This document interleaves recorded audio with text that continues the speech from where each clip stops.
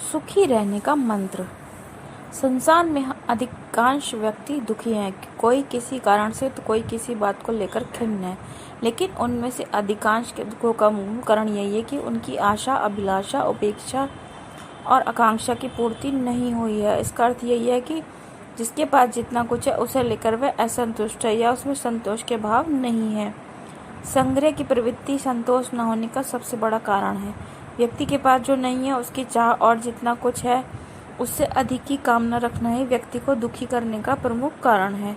कई बार व्यक्ति दूसरों की थाली से अपनी थाली की तुलना करता है और दुखी होता है, और सामने वाले व्यक्ति की थाली अधिक समृद्ध क्यों है, ऐसी तुलना करने वाले को सदैव दूसरों की थाली में ही अधिक घी नजर आता है और वह उसमें कुंठित होकर दुखी हो जाता है।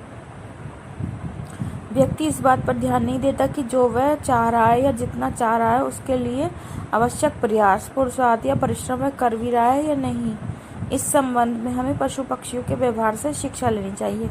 उनके व्यवहार पर गौर करेंगे तो पाएंगे कि उनमें संग्रह की प्रवृत्ति का नितांत अभाव होता है। उन्हें कहीं भी कुछ भी खाने को मिला तो वह केवल उतना ही उपभोग करते हैं जिससे उनकी उदरपूर्ति या क्षुधा शांत हो जाए।